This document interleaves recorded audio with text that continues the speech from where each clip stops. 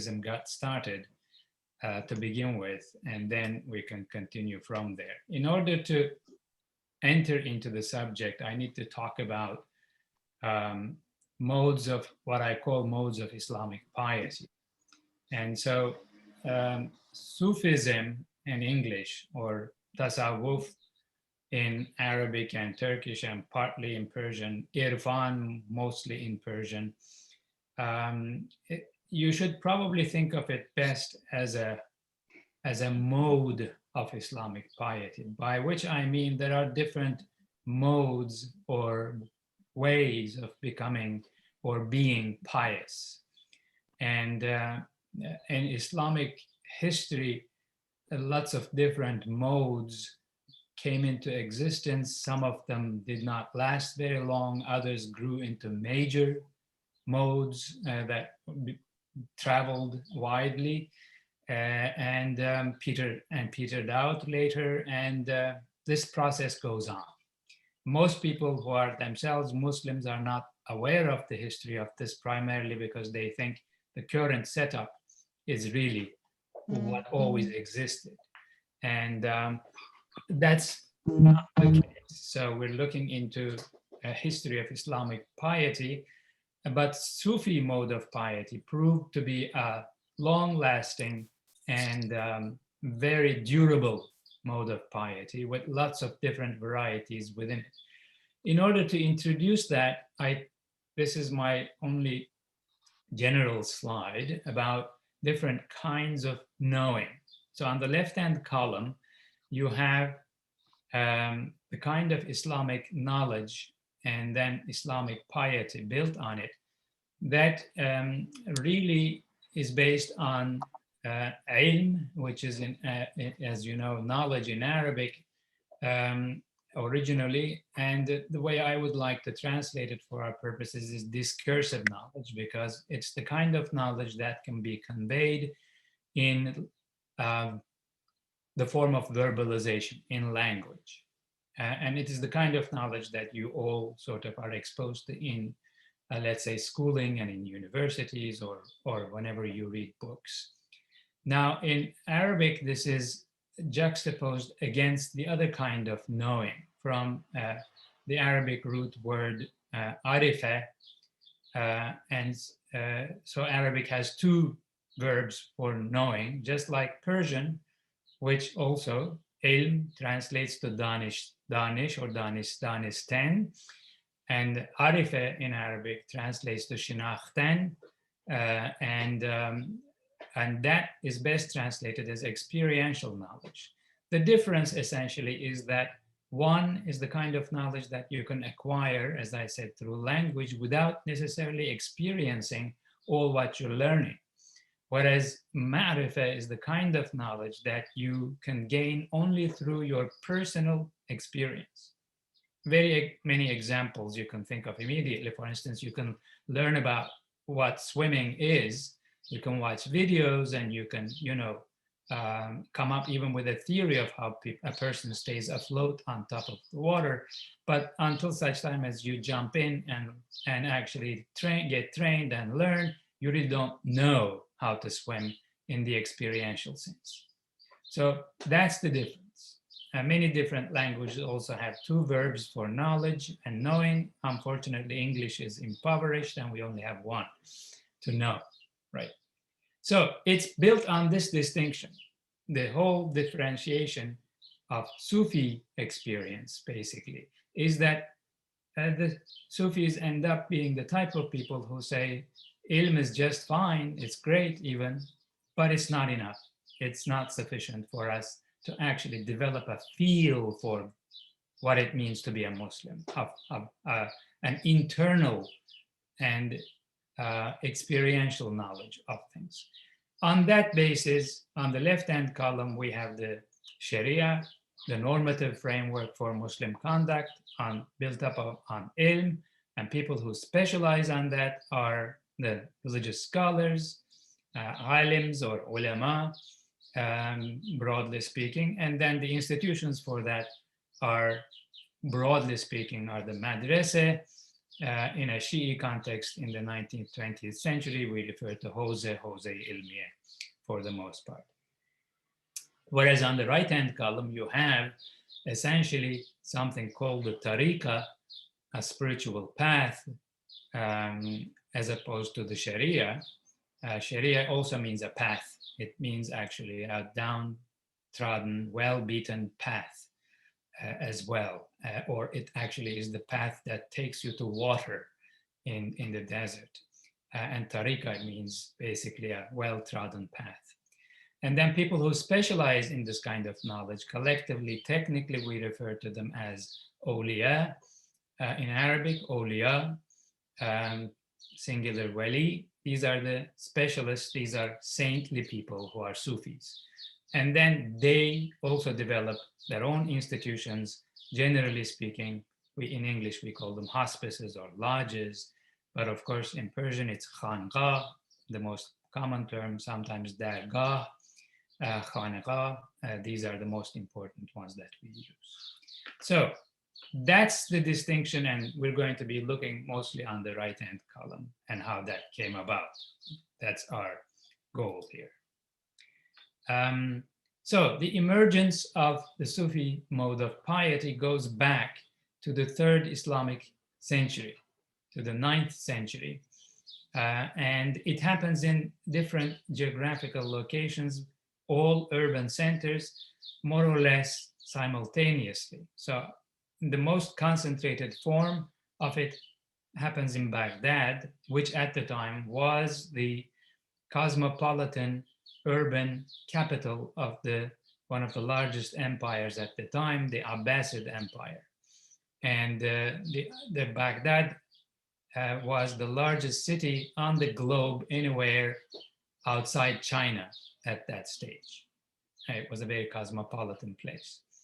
And so a few people in the second half of the 9th century, so 850s to 900s, began to actually pioneer this mode of piety. I give you a few names, there are many others, but the most prominent are Abu Sa'id al-Kharraz, Abu Hussein al-Nuri, and perhaps even better known than all of these other two are Junaid al-Baghdadi or al-Junaid al-Baghdadi.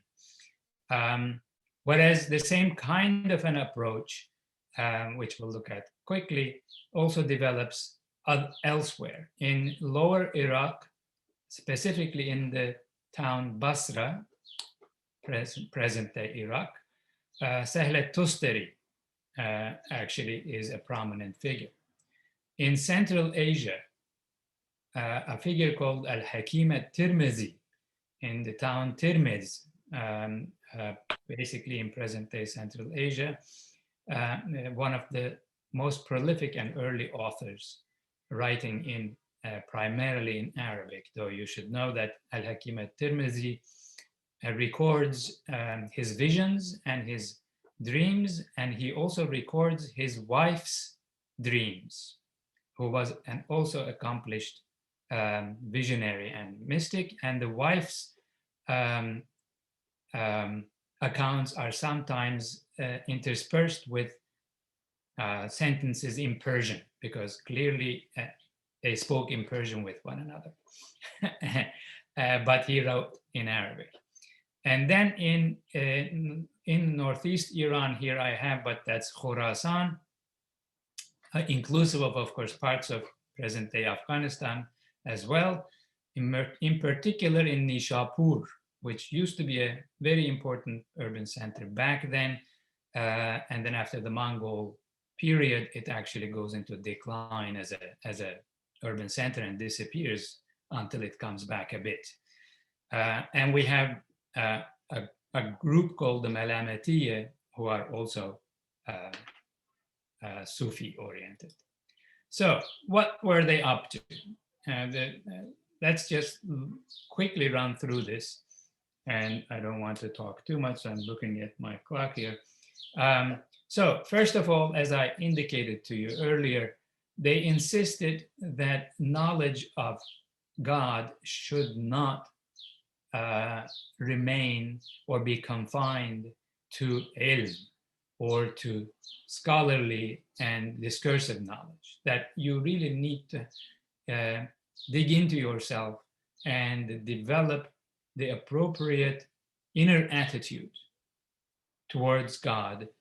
And you need to work on that. In addition to, most of these people were essentially, uh, you know, most of these people were essentially um, observant of the Sharia. They didn't have any problems with fasting and, praying and all that. But they wanted to deepen that understanding. So the way they did that was cultivation of the heart. And the heart is not the physical heart, it's the spiritual organ. It is the spiritual place where you actually access God's presence. It is therefore not to be associated with the physical organ that pumps blood. The way to cultivate the heart is through special practices, and the most important of these were the zikr, which loosely we can translate as invocation, which is the repetition of certain formulas, mostly one of God's beautiful names, or the, La ilaha illallah, and in particular positions, particular places, particular times, and particular number of times. And when zikr grows into a communal exercise, then of course you have what we know to be sama, which is literally hearing in Arabic, audition in that sense, but it is hearing / witnessing God in and through poetry, music, and other kinds of recitations, including obviously Quran recitation and other kinds of recitation of prayers, or prayer-like formulas like litanies and so on. So zikr and sama become the most clear ritual practices associated with this form of piety. The understanding basically is that the comparison for you guys is essentially it's a form of meditation. And meditation is essentially opening up room within yourself for powers and beings greater than yourself. And in this case, it's God. And clearly, the way to do that is to jump out of our limited, highly selfish, personal daily existence and open up room within our psyche and within our minds for this kind of a realization of God's presence. And typically, the Sufis conceptualize this in the form of a journey, and the Arabic word is suluk. Suluk, it's basically journey, it's wayfaring and journeying towards the Lord, normally envisaged as a path, tariq or tariqa, and this tariqa, the path, is conceptualized in the form of various stations, maqams, and states, hal, that you go through. So there's an attempt to sort of turn this into a journey. The realization is that it won't just happen instantaneously. You have to actually strive, and you have to get on the path and do something about it. Otherwise, it's not just going to happen to you as you just sort of, lie around and wait for an experiential knowledge to descend on you. And then there was the question of, well, where is this all leading to? Is it leading to a final encounter with God in some form or another? Is it a dissolution, a dissipation, an annihilation of all personal individual self-consciousness? Is that what it's about? Comparable to other forms of losing ourselves through listening to music, for instance, or for people who drink, which you're not all supposed to.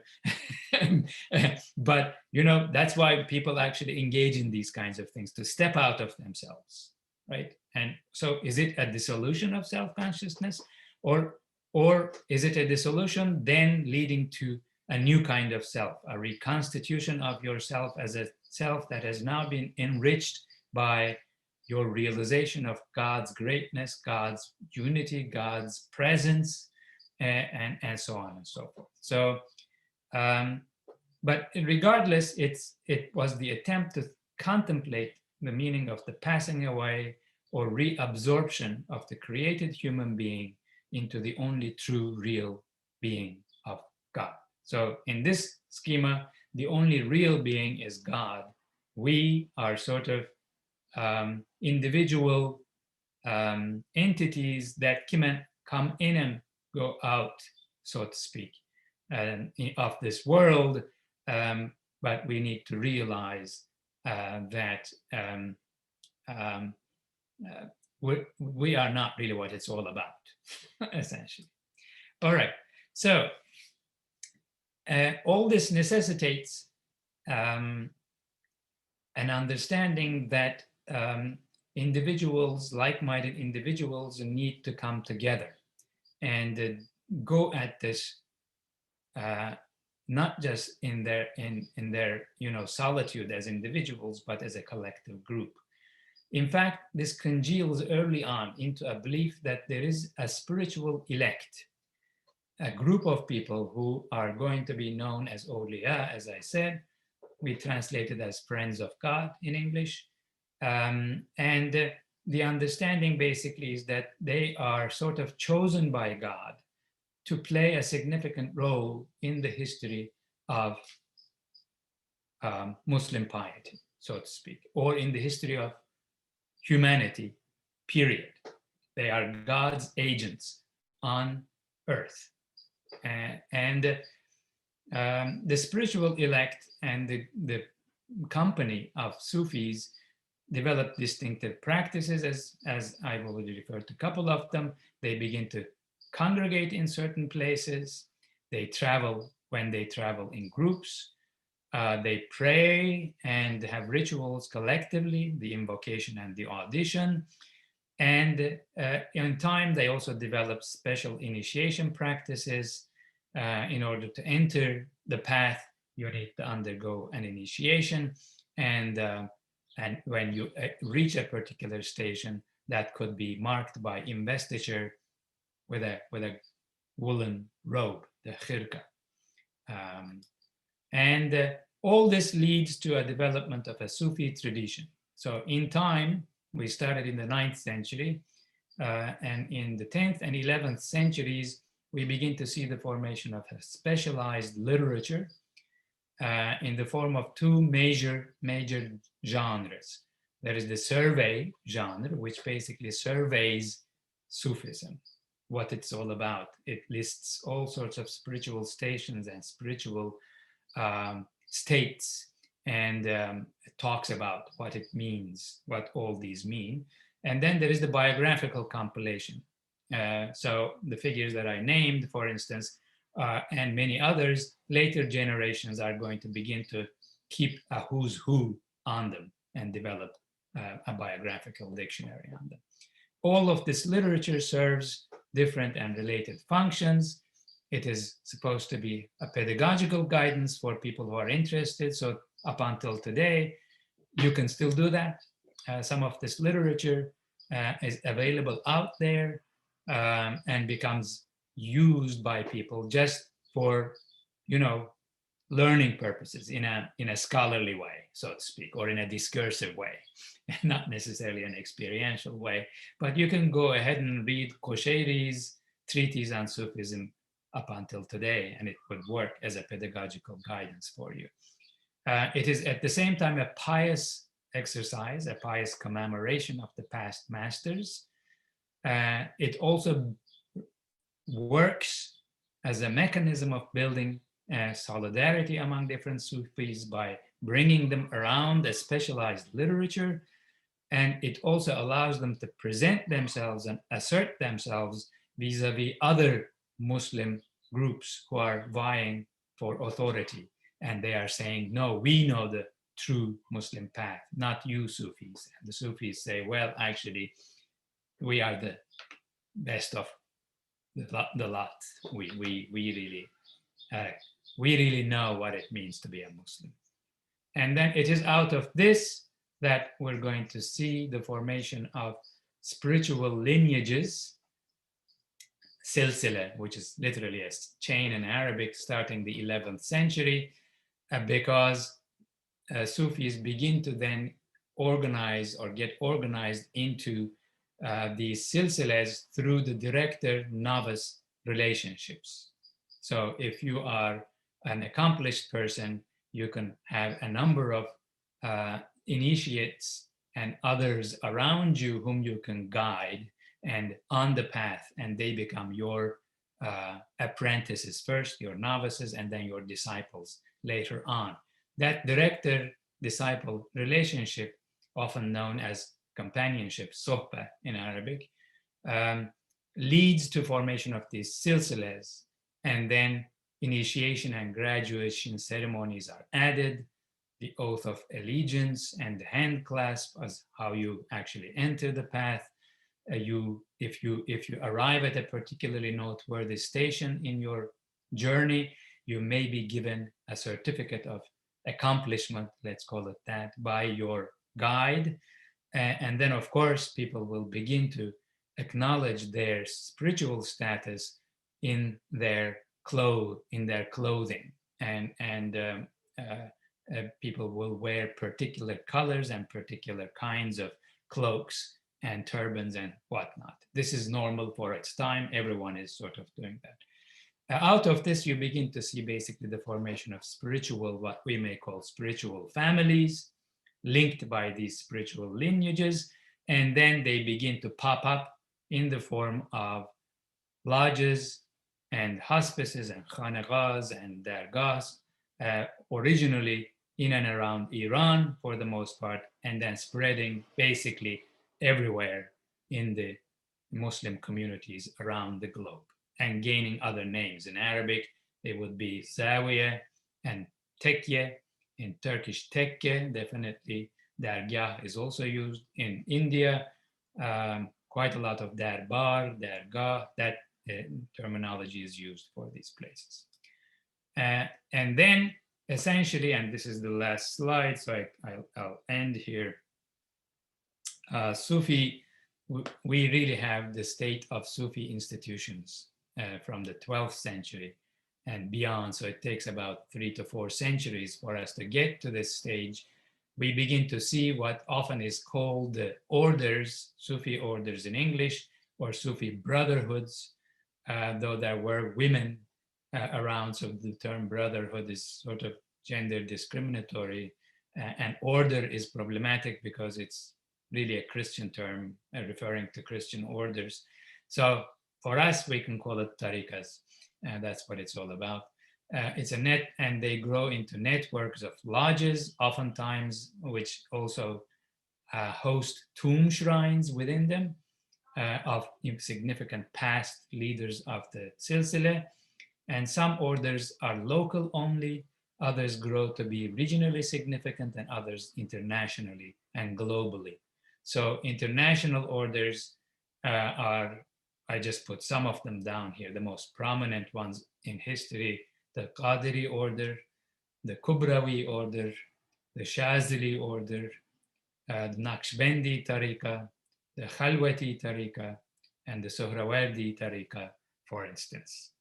For Iran, there will be orders that will originate from or branch off, especially from the Kubrawi and the Sohrawardi silsilas, and branch into later Nimatullahiyya, for instance, for today, and Zahabiyya, which are perhaps the two most important tariqas in Iran in early modern, meaning last 4 or 5 centuries times. Regional examples, they basically remain confined to a region. A best known example is the Chishti order, Chishti Tariqa in South Asia, present day basically India, Bangladesh, and Pakistan. The Mevlevi order, Mevlevi Tariqa, mostly confined to the former territories of the Ottoman Empire, and the followers of course, Maulana Jalaluddin Rumi, the Mawlavi. And in Egypt, we have followers of Ahmed Badawi, Ahmed al-Badawi. This is only remains confined to Egypt. So essentially, this brings us to a place where I think I can stop and we can see if you have questions that I can actually engage from Iran. This is the base. So the whole basic idea is that this is how Sufism originally developed, and it remains pretty much true to this space. So today, for instance, if you wanted to say, who is a Sufi? And if there is no zikr involved, I would say there is no Sufism, typically. You know, you may imagine yourself to be a Sufi by yourself, but typically, and that's fine. You know, I don't believe that there is anything wrong with that.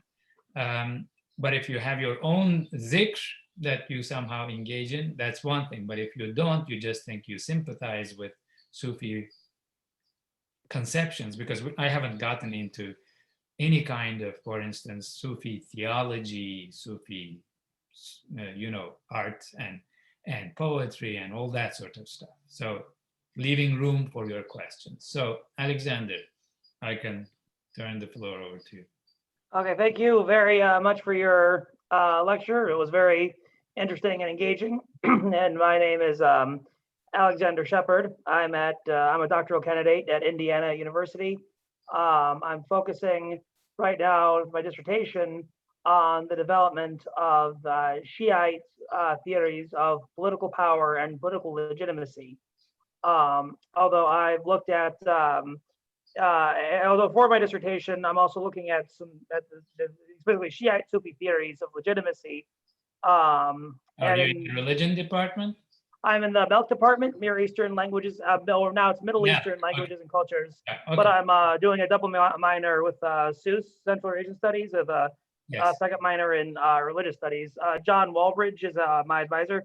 Okay, I thought so, but it's always good to know. I know everyone there, so. Okay, I'm also working with Asruddin and Paul Lazinski, and Faisal Shabadi. And I think you came to IU a few years ago. Is that right? Yeah, I was just there 2 years or 3 years ago for an external review of the SUS department. Yeah. Okay, I think I remember. I think I met you there a few years ago. I think actually. But in both in my undergrad and also during my MA program back between 2014 to 16, I also looked at early Sufism and the relationship between Sufism and Shiite Islam. So kind of it's a two-part question is, do you think that there's an intimate relationship between early Sufism and early Shiism? Because Sayyid Hussein Nasr in his work, Sufi essays in his chapter says that Sufism essentially is an outgrowth of Shiite Islam, and the Sufi concepts of the Va'ali and the Qutb are really outgrowths of the Shiite conception of the Imamates. But Rebecca Masterton, a scholar in Britain, wrote a very scathing critique of Sayyid Hussein Nasr's article, saying that no, there's really no relationship between Shiite Islam and Sufism, because conceptions of the Imamates and sections of Bataya and Sufism are completely opposite, and there's been more of an antagonistic relationship between Shiism and Sufism than a harmonious relationship. So that's kind of the first question.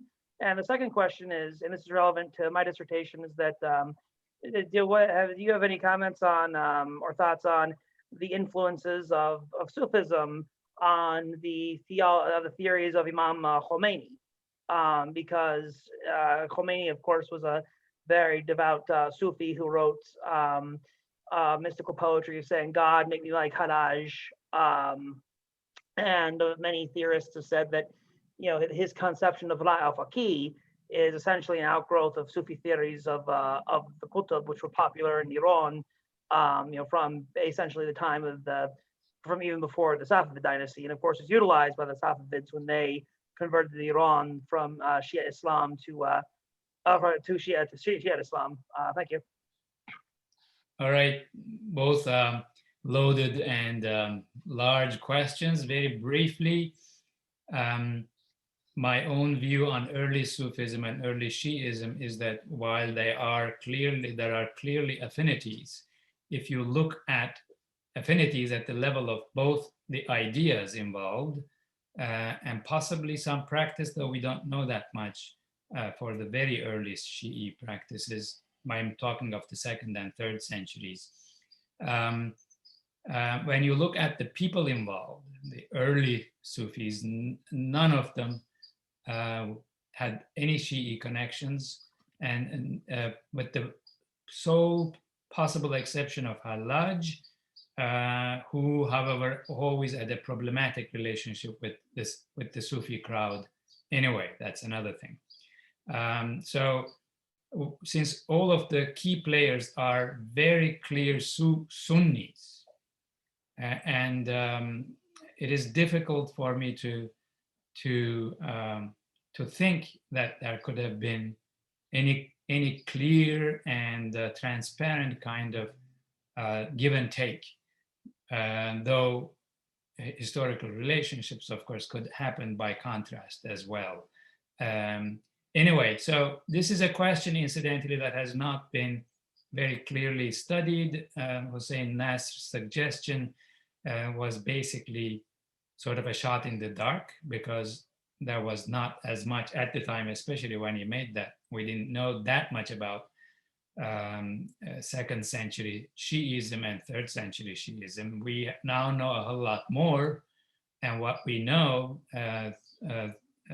through studies of Amir Muazzi, for instance, in Paris, and others on early Shiism have not yet borne that kind of fruit for us to think that there was that kind of a close relationship early on. So that's on that one. On the second question of Khomeini and the influence of Sufism, that basically has to do with the development of the concept of Irfan in especially the 2nd century of Safavid history, in the 17th century, whereby we see that quite a lot of Shi'i scholars, quite a few Shi'i scholars, begin to cultivate a form of thought that is, to a certain extent, inclusive of Sufi conceptions and Sufi thought of the time period and earlier times, like Ibn Arabi and so on. And so, without, however, in any way minimizing their scholarship in what I would call ilm, in the religious scholarship, right? They are 12 Shi'is, but they actually begin to cultivate some kind of philosophical interests. Many actually were a bit more philosophizing. And then whenever they did that, they also imbibed quite a lot of Sufi theories and thinking into their writings. So once Irfan develops like that into a series of books and subjects that are regularly studied in Shi'i institutions of higher education, then from then on, we have that as a strain running through 12th Shi'i scholarship, even though there are many 12th Shi'i scholars who object to Irfan and heavy critics. So Khomeini is one of those who was receptive and who himself cultivated this as a young man. We know this for sure. And he also wrote, when he wrote poetry, it was also informed, among other things, of the Sufi poetry of this type as well. But as for the theory that is vilayat-e-faqih and the theory is in any way sort of a transposition, shall we say, of Sufi theories of the pole of the time, the Qutb Zaman or something like that, into Shi'ism, that's nothing more than a speculation. from whatever we can read from his own writings, and the person who worked on this most is, of course, Hamid Algar.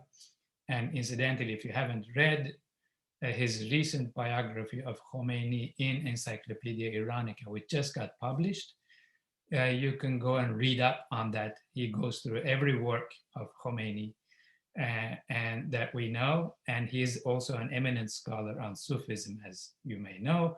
And I won't believe any such thing until there is documentation in the form of his own writing that this is what's happening. I don't think so. I don't think we need to think of an influence from the outside, so to speak. But there are others, I'm sure, that have questions. So, Dr. Karamustafa, I actually have kind of a follow-up question.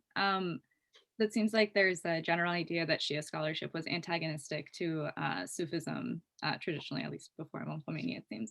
But I was wondering, how was Shiism thought of by Sufi groups themselves? Because I was surprised. I went to Konya a couple weeks ago, and at Rumi's Haram, in the masjid that he's buried in, on the ceiling, they have like the names of all 4 Khalifas, but then also the names of all 12 Imams inscribed on the dome. So I was wondering, what is the Sufi relationship with Shiism other than the relationship of Shia theologians with Sufism? Right. So that turns out to be, again, a rather complicated question, because essentially there is no single Sufi attitude. Because what happens, as you know, Hediye, as you can imagine, from the point where we have full-fledged Sufi tariqas developing and then spreading to all corners of Muslim majority communities, wherever they existed, they begin to actually develop different kinds of approaches to such things as, kalam, theology, and then questions about who's a Muslim and who's not a Muslim. What about the Shi'i-Sunni divide? So as a Sufi, Sunni Sufi, let's put it this way, you can be morbidly anti-Shi'i. That is possible. And as a Sunni Sufi, you can be actually embracing of all Muslims, including the Shi'is. So it's going to depend on the cultural environment that you go to. So, for instance, in terms of Anatolia, and in terms of, let's say, the Mawlaviya tradition, in Anatolia, there is clearly the attitude that the 12 Imams are to be revered, right? But they are to be revered as pretty much like saintly figures. And they are not to be revered as by 12 Shi'is in the sense of taking their words and making them into fiqh. That doesn't matter. What matters, however, is that they were the descendants of the Prophet, and they were as saintly as Muslims are likely to get, and therefore they deserve every bit of veneration that we can give them, right? So that attitude could still go hand in hand, actually, with hostility to Shi'is currently. It's one thing to sort of express admiration and veneration to 12 Imams, but it's another thing to say, well, I really sort of think 12 Shi'ism is an acceptable path. Yeah, you'll see the gamut. Unfortunately, there's no single Sufi, or fortunately, actually, there's no single Sunni Sufi attitude towards Shi'ism.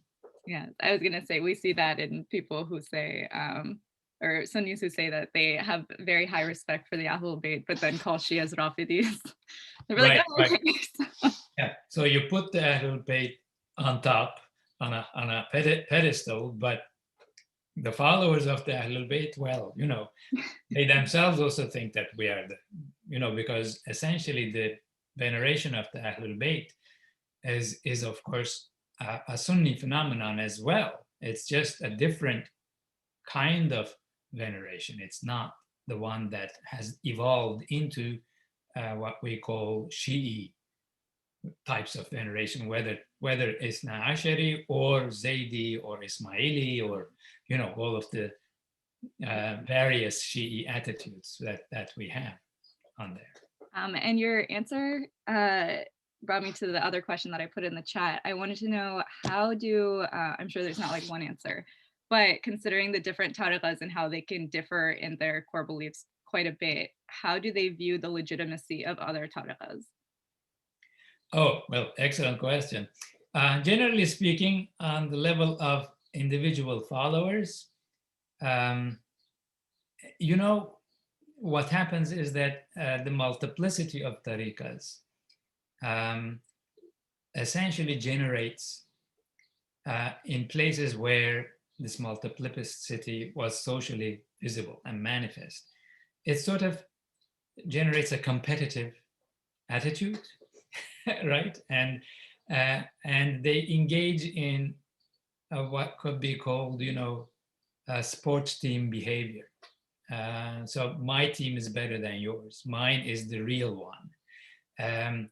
So that attitude is going to be pretty common among regular, membership of tariqas. They will think that their path and that their awliya and are, of course, the greatest and the true ones. And the rest, they don't need to be too concerned with. They don't even oftentimes know about it, really. I mean, suppose that you were to grow up in a place, let's say in Hyderabad, in India, where the only game in town is Chishtiye. There are no other significant Sufi tariqas present there. You probably don't really even pay attention to any others, right? I mean, but it's only when you become aware of and in contact with others, this kind of competition develops. And so at the level of the individual, some might say they're good as well, but I don't know much about them. But others might not even take that step and say, well, we're happy with what we have. it's that kind of, for instance, if all you know is 12 or Shiism and you don't really know anything else, that's Islam for you. I grew up in Turkey, where it's everyone pretty much except for those who are Alevi, which is a different story than 12 or Shiism. Everyone is Hanafi, of the Hanafi mazhab in Sunni, so they don't know zilch about Shafi'is and Malikis and Hanbalis, and my mother didn't even know they existed. I mean, who cares? So, so it all depends on whether you come into contact, become aware, and hear the experience of growing up Muslim in a minority situation in the US, where you come into contact with lots of other Muslims, or you may come into contact with lots of other Muslims from everywhere around the globe. That brings you another different kinds of awareness of the variety out there. So it all depends on these kinds of questions. That's true. I feel like you touched on something that is enlightening for a lot of American Muslims, because we tend to have this culture within the American Muslim community, especially the youth, that we think of Sufism kind of just as like vague spirituality and like there's accepting of everyone and it's like a very hippie dippy feel the love kind of thing. But it turns out like there's it's very structured and there's a lot of different paths. That's exactly what it turns out, because today the reason why you feel also, or at least you might think that Sufism is sort of a loose form of spirituality where everyone embraces everyone else, that has a history in this country, and it has happened especially during your lifetimes after 9/11 in particular, where one prominent response was that, well, these kinds of bad things are done by bad Muslims, but there are good Muslims, and those good Muslims are actually Sufis. And And they would never do anything like that. They're all spiritual and friendly and fuzzy and warm. So a good Islam has been sort of manufactured, so to speak, for popular consumption in terms of your imagination. And so all of these things have particular histories and particular places, and that kind of a message does not resonate necessarily in Muslim majority countries, where people have a long history of these things, right? Exactly. Okay. Any, Paul Sharallah, I know that he has to leave soon, so I want to get to his question. Paul, you can go ahead and say it if you want. Go ahead. Yeah, so hi, I was wondering, I guess, how significant Ibn Arabi of Al-Andalus is to the Sufi school of thought in general, and is he kind of revered by both Shia Sufis and Sunni Sufis? Right. So Ibn Arabi is one of the key figures in terms of especially Sufi thought, not so much Sufi practice, right? So he did not actually, his path did not develop into a living spiritual path. So in the sense that he wasn't like, let's say, Maulana, whose followers developed a Tariqa. Whereas Ibn Arabi's followers did not develop a Tariqa, but a school of thought, a school of Sufi thought. So he was sort of like a key figure, therefore, in all Sufi thinking and theorizing from the 13th century onwards. But as I said, not on the level of practice. Sometimes people talk of Akbariya because he was known as Sheikh al-Akbar, and the Akbariya as a path, but that's a modern phenomenon that developed in the 19th century. So there is no path, but there is an intellectual orientation and theoretical, basically, approach to things, Sufi, for which Ibn Arabi is key and continues to be. In terms of Shi'i and Sunni Sufis, from very early on, from the 14th century, so Ibn Arabi's 13th century, from the 14th century, we have major Shi'i thinkers beginning to, shall we say, come to terms with Ibn Arabi's thinking and incorporate aspects of his thought into their own thinking. Mm-hmm. So this happens from very early on, 14th century on at the latest, and it continues. So much of what today in Iran goes by the name Irfan, which, by the way, there is a good book in English now about the appearance of the concept Irfan by Ata Anzali, Anzale, like in the town Anzali, who's a professor at Middlebury College up there. He basically gives a very detailed account of what happened in the 17th century in particular, so that we begin to talk of Irfan in Persian. Prior to that, no one really used Irfan to refer to tasawwuf. It was tasawwuf. Right? So anyway, when people begin to talk of Irfan, quite a lot of it already is a dancing with ideas of Ibn Arabi as well. So it's incorporated into that, and a long tradition of commentary on key works of Ibn Arabi continues among Shi'i Sufis.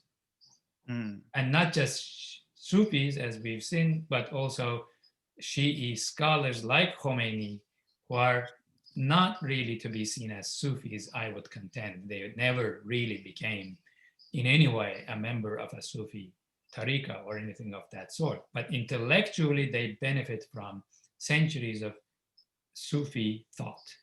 Mhm.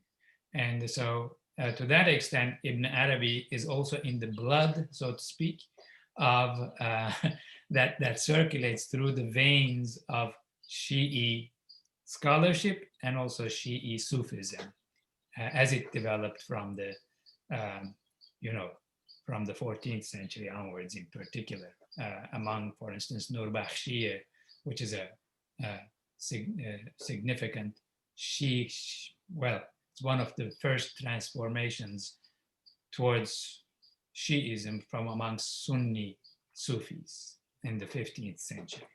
It happens to other Kubrabi figures. All right, who else?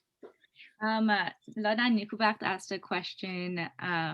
Hers was, I think it's related to a previous question. Hers was, is there a contradiction between the principle of imama that is important to Shias and what Sufism states? And it seems like the answer was, it depends on the Tariqa and how strict they are about rejection. Well, the contradiction, that's a different way of putting it. So to the extent that there are genuine, bona fide 12 or Shi'i Sunni Sufis out there, it is obvious that there is no contradiction as far as they're concerned, right? Because they believe in the 12 imams just as any other 12 Shi'i would, right? So, but then they are Sufis, so they also say, well, you know, the best way to actually realize the message of the A'immah is to practice the Sufi way.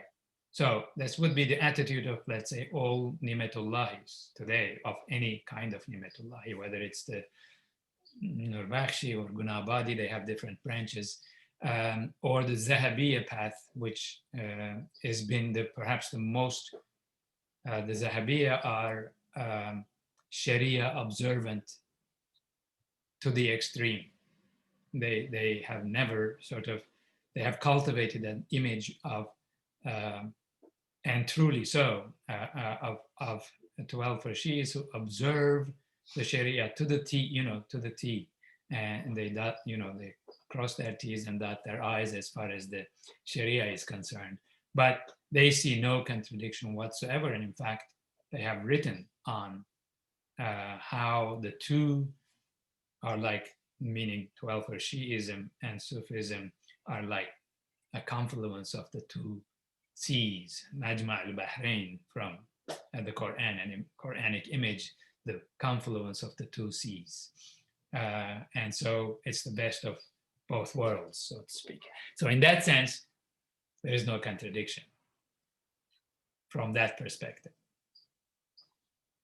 Thank you. I feel like I have a comment that I think might resonate with like Muslims growing up in America, and it's that sometimes for us growing up here, and I feel like it might be different for people who come from a Muslim majority country or who have studied this in a Muslim majority country, but it can be difficult for us, especially as Shias, to like understand that a lot of our theology, a lot of our like theological sciences and stuff are derived from famous Sunni scholarship. So I don't think it's weird that like Ibn Arabi would be an influence on any Shia Sufi, because the fact is that for most of Islamic history, the empires were Sunni, and those empires were the ones who were producing scientists or like, I guess, clerics.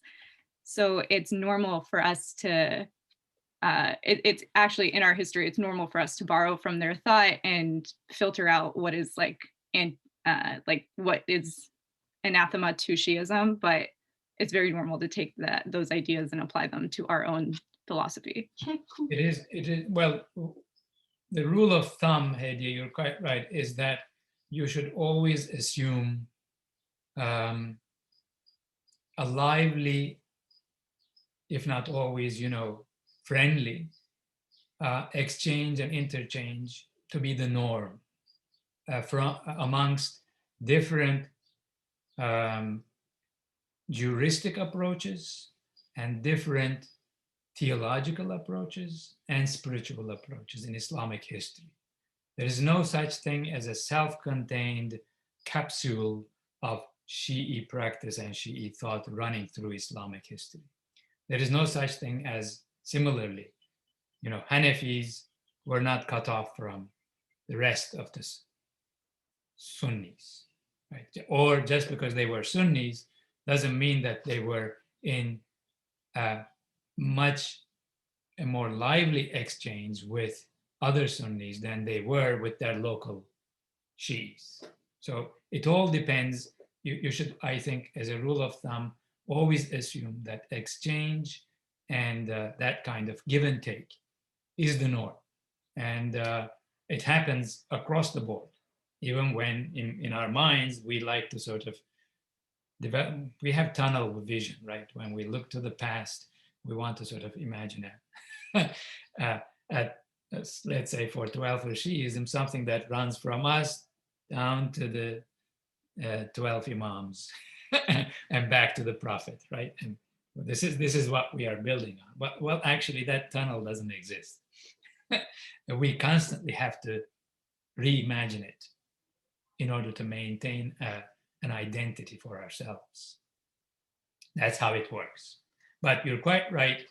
Here, as a growing up here in the US, you have a different experience than people who grew up in Muslim majority contexts, whether it be Iran or whether it be, you know, a complicated place like Lebanon, or in whatever you turn to, Muslim majority, it's going to be a totally different way of looking at Islam and being Muslim, because that's the level of experiential knowledge in that sense, not necessarily experiential knowledge of God or tasawwuf or Sufism, but experiential knowledge of being Muslim. It all has to do with your own, the way you grow up, what you absorb, and what you're exposed to. That's very important. What else? We are muted, Hediye. Sorry, I was saying exactly. And I wanted to move on to Shayan Aziz's questions. He has a few in the chat. Shayan, do you want me to say them or would you like to verbalize? Oh, you want me to say them? Okay. So Shayan Azizi asked, how do you see the extent of the role of intoxicants such as wine in Sufi poetry and literature? Is it a continuum from literal to figurative? And if so, what do mainstream Sufi poets like Rumi, Sadi, etc. use it as? Right, so that's a very good question and a complicated one at that. Essentially, in a nutshell, what happens is that from about the 12th century or so, actually, starting really with the younger brother of Imam Ghazali, Ahmed Ghazali, who was one of the top Sufis of all time, and so a theoretician of Sufi love in particular, love theory. And Ahmed Ghazali begins to use, most notably, I mean, he's not the only one, but from his time onward, begins to use poetry in his preaching, in his sermons. He actually also preaches a lot, so that's also not been the Sufi path before then. But anyway, so as soon as that happens, then we have this very interesting, again, a confluence of love and wine poetry and developing intertwined together with spiritual poetry, love poetry. So there we have lyric poetry, which could be secular love, but we also begin to see the development of Sufi poetry that builds right on that same foundation. And so from that point on, especially from the 12th century on, starting with Sana'i, who's the key figure who sits atop this for Persian. Anyway, and then following with Attar, and then down to Sadi and Rumi, and ultimately, of course, everyone else like Hafiz. You can't be a good poet without actually dealing with this whole complex, right? So it becomes a complicated phenomenon which should not be characterized only as Sufi or should not be characterized only as secular love poetry. it's both at the same time. It's always difficult to decouple them. Some of these figures, we know more about them as figures, like, shall we say, Attar, and we can say that he was probably a Sufi, really. I mean, he wasn't just a Sufi poet. Sadi, most likely not a Sufi poet, right? But both of them composed poetry that could pass for Sufi poetry, right? Both of them composed poetry that resort to wine imagery and going to taverns and visiting the ruins and getting drunk. And so that becomes, these kinds of topoi, or these kinds of subjects become regular subjects for poetry. And Sufis also use it for their own purposes, in practice even, for their rituals and so on and so forth. But others just, it's good poetry. And you do whatever you want with good poetry, right? Good poetry is great. So you have fun with it.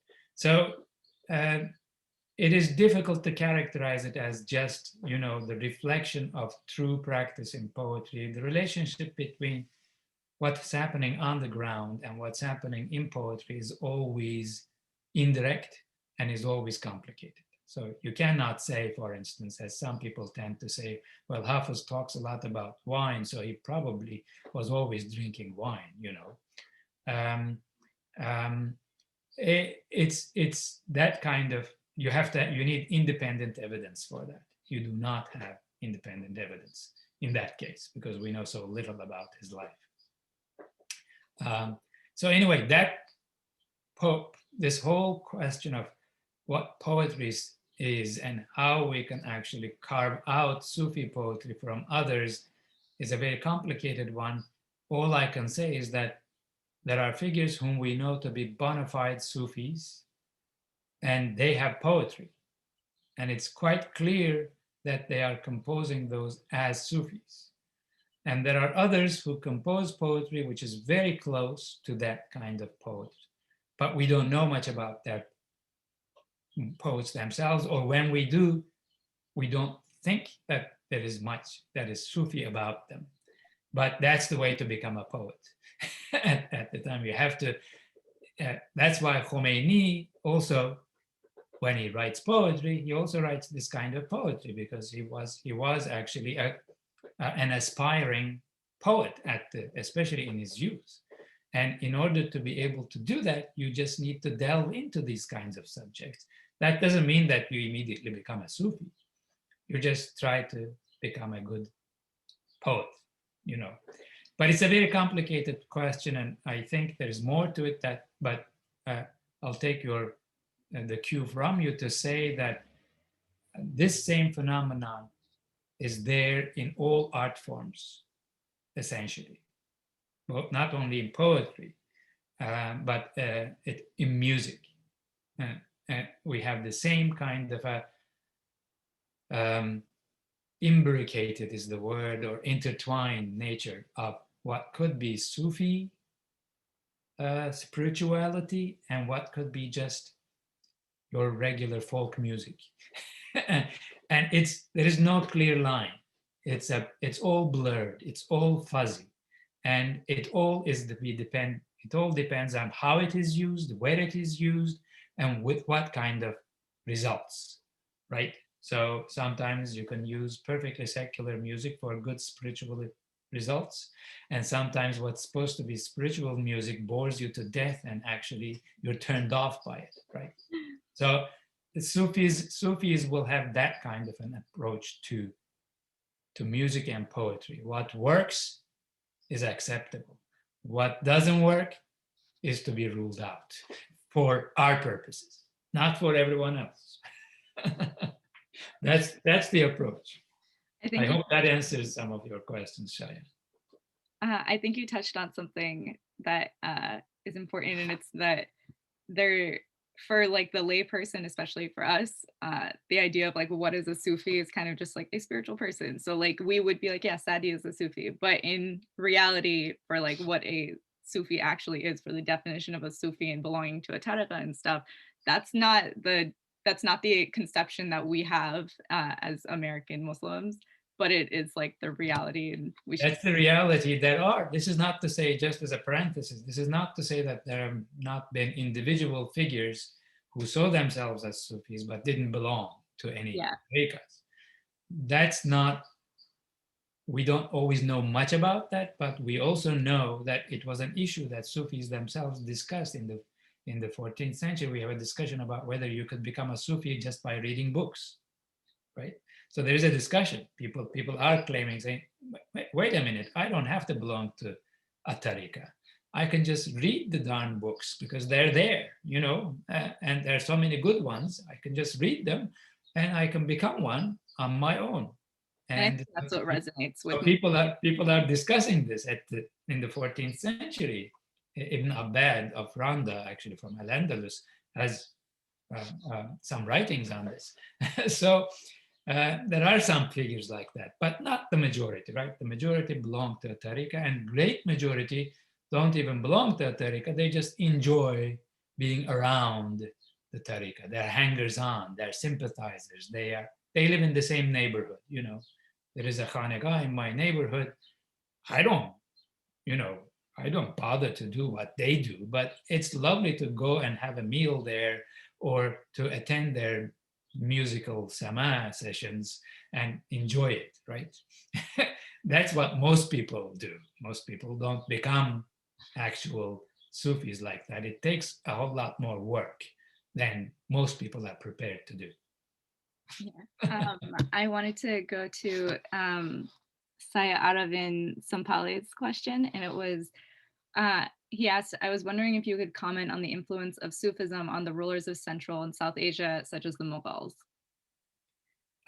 So basically, the short answer is that after the Mongol conquests of the Middle East and South Asia, and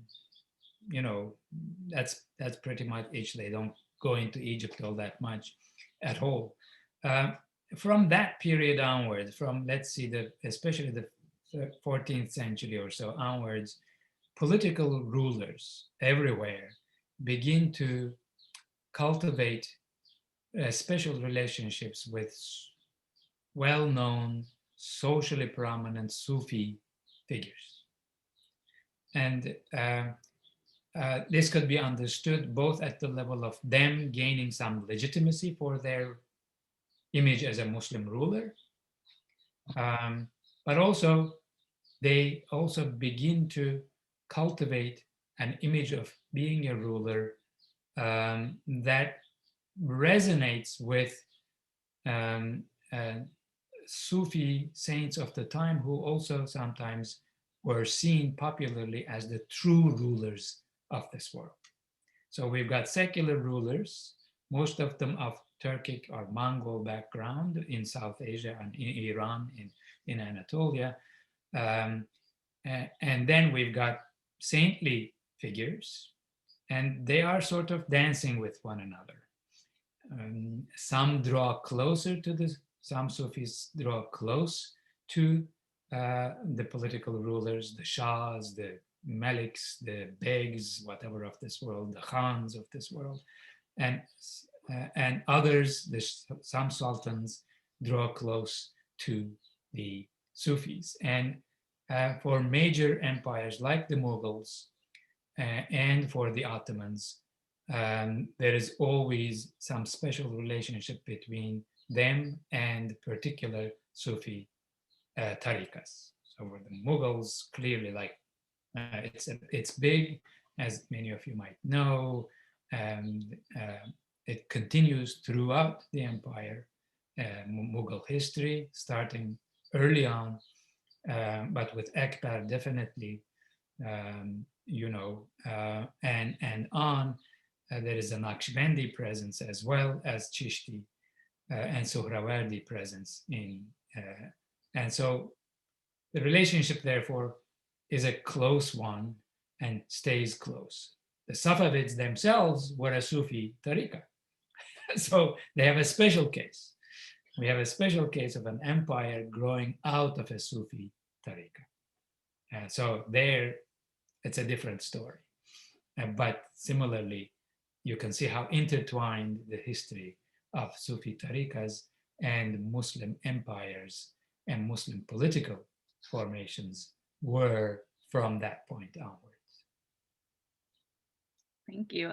Some people are asking for book recommendations. Basically, somebody said, what are some essential pieces of Sufi literature that are present in a good English translation for those who are curious? There are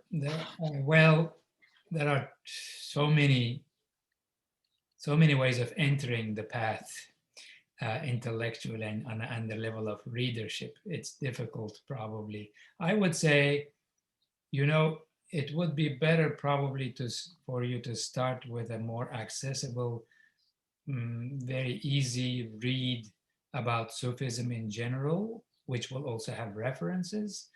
In English, the one that I think works for most people is by Carl Ernst. So that's E-R-N-S-T, C-A-R-L, Carl Ernst. It originally was published as the Shambhala Guide to Sufism. And if you just, introduction to Sufism, essentially.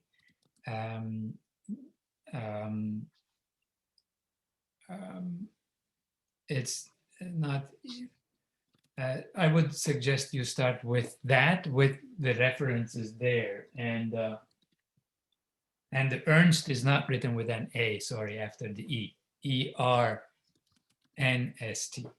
Carl Ernst, that way.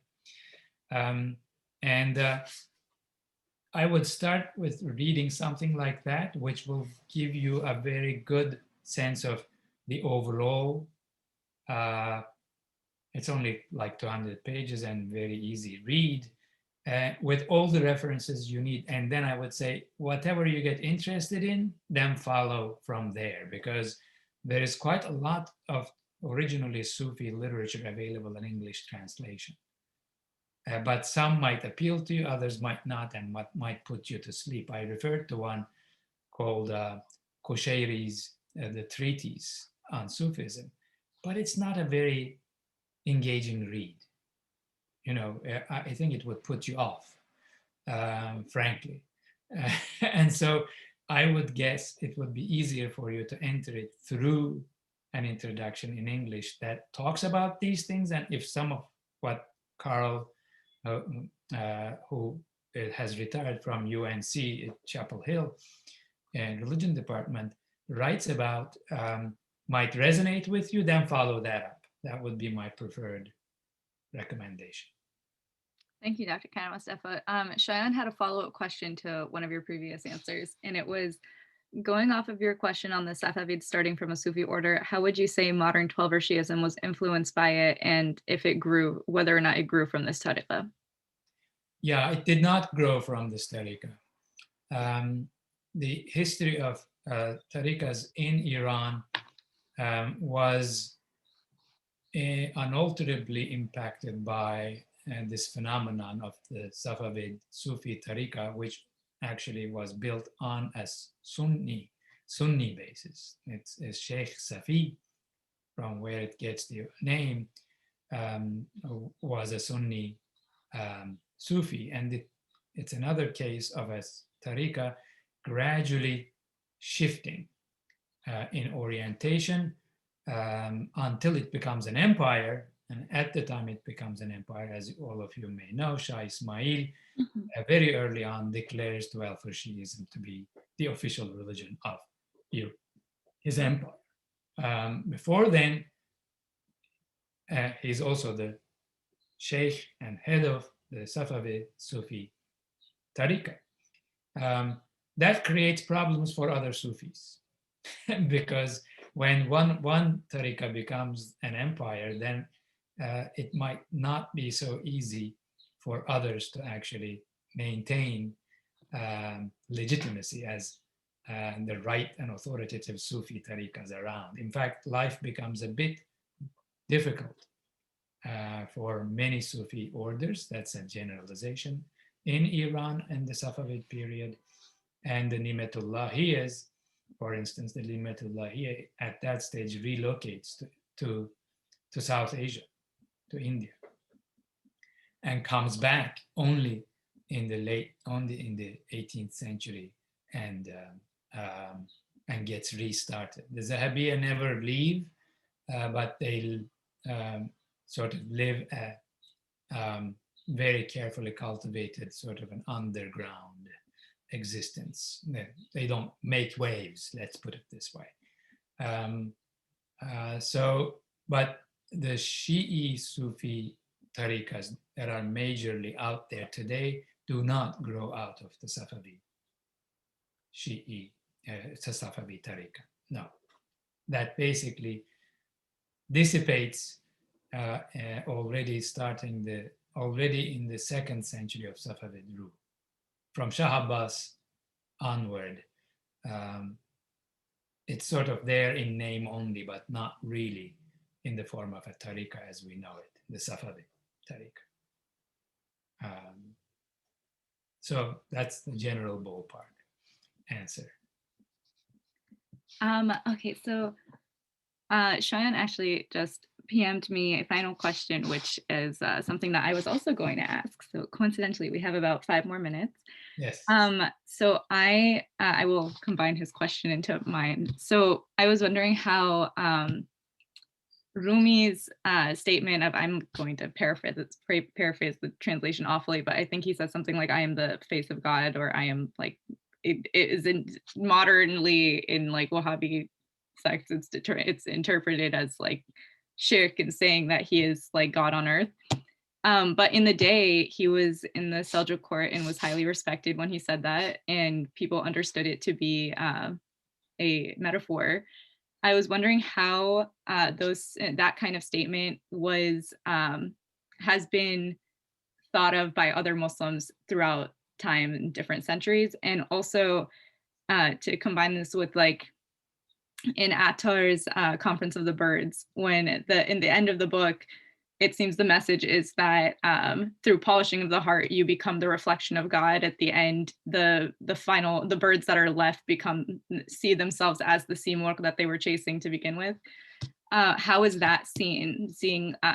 How is the conception of us becoming a reflection of God seen back in the day, and how is it seen now? I feel like it might have something to do with like the rise of Wahhabism and fundamentalism, that it's seen negatively. So the face of God issue is that's sort of regular for many Sufis. That's especially of the type, let's say someone asked earlier about Ibn Arabi, but not just for Ibn Arabi, like for many of you are of Iranian background, there is a 13th century also Sufi Aziz Nasafi is his name, who actually has a whole theory on the face of God, independent of Ibn Arabi.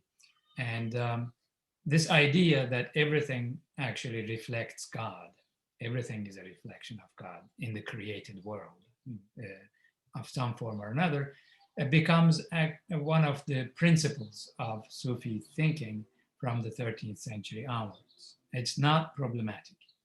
It doesn't mean you're God or anything of the sort. It basically means that to the extent that everything has been created by God, therefore the creation somehow contains something of that creative act, reflects something of God.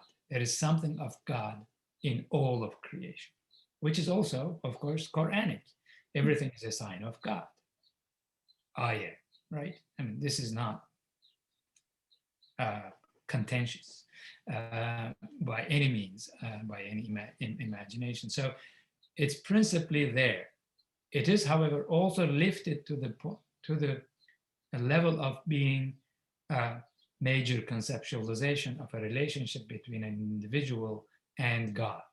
So whereby you are supposed to realize the fact that um, um, God's presence manifests itself in the form of of God's face, so to speak. You can see, you can find God's face in everything. This is actually at the very beginning of Sufi orientation. Like I referred to Nuri in parentheses, one of the first three names for Baghdad that I mentioned. Nuri, for instance, scandalizes everyone. He hears a dog bark, and then he says, turns to the dog and says, Lebek.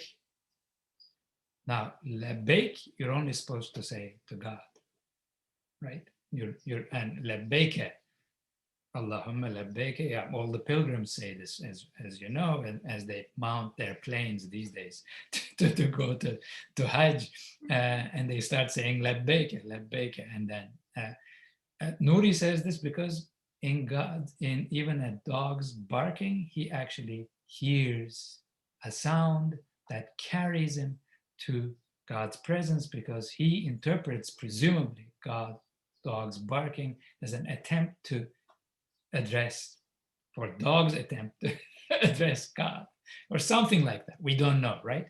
But this scandalizes people at the time. But the idea is the same, that in the created being, you look for manifestations of God's presence. So it's standard.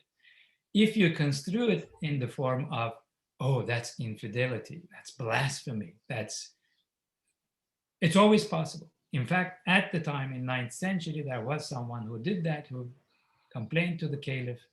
They were 71 Sufis were dragged in front of the court, and then the chief judge asked them a few questions and then said, if every one of you could become Muslims like these guys, you would be lucky, so let them go.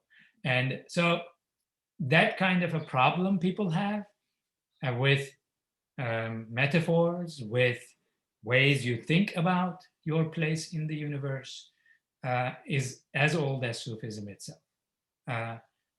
Today, it's a different problem. It's basically, we have the problem of shall we say, people who want to flatten everything, including spirituality, to their recipes of what it means to be a Muslim, right? And if you don't follow their letter, then you're off.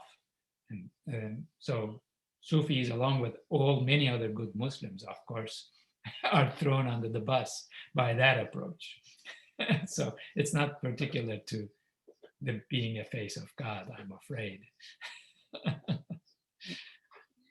Well, I think we are just at 3:30. We have just finished our time. Thank you so much for lecturing for us, Dr. Karamustafa. This was so enlightening.